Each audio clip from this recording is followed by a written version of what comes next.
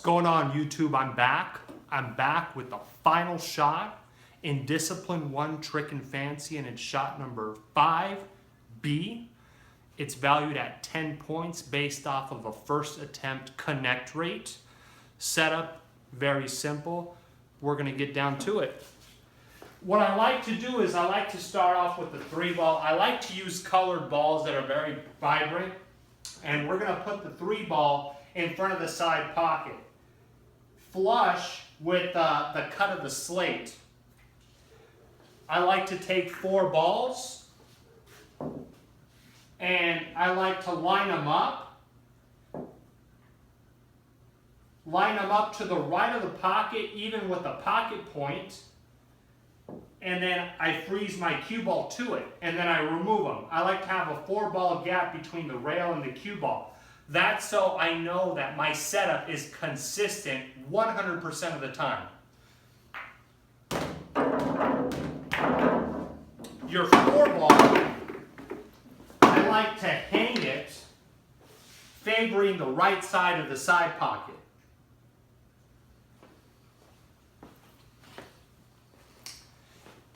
And what I'm going to do on this shot is I'm going to pocket the 3-ball. Cue ball is going to go 1, 2 rails, come down into the 4 for the point. I'm going to use a medium stroke, smooth stroke.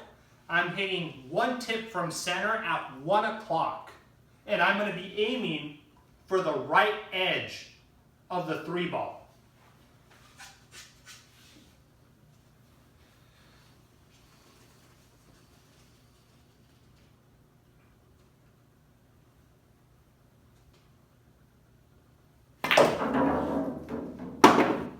There it is, carambola.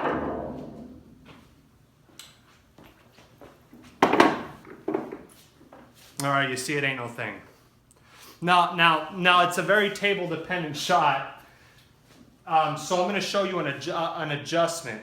Now, when adjusting for this shot, you never want to change. You never want to change your cue ball placement. You never want to change your English that you're using.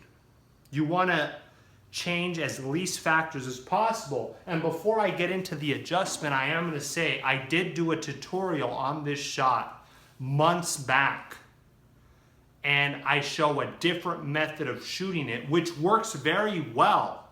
But when I went to China, my good buddy Luke Sawala out of Poland, I saw him set it up this way, and I adopted this method of a setup. So it's the most sophisticated way of setting this shot up, and you're going to be the most consistent at it. But of course, find the method that works best for you. So I'm going to show you the adjustment right now in case you come up short or you come up long. Now, we're going to put our 3-ball there, and then we're going to have our 4-ball gap. Now let's just say I shot the shot and I went 1, 2 rails and I came up short. What that tells me is that I hit the 3-ball way too thin, which forced it into the long rail way too soon, which causes it to hit further down the short rail, hence it coming up short. Now, if I come up long, that means I hit too full on the 3-ball. So the cue ball hit clear down here, then it hit over here, and then it lengthened out way too much. So always adjust your contact point.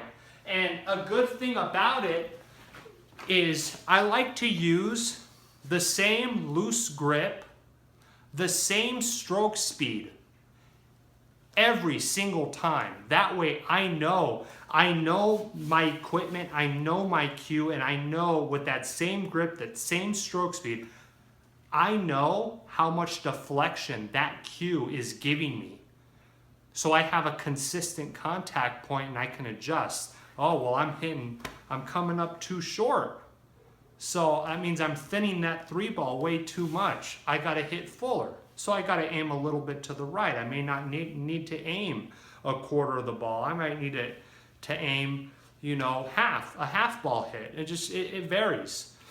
So keep practicing it, but check out the other video. I did do another video on this exact shot with a different setup. Find the method that works best for you, but I think this method actually made the shot a lot easier.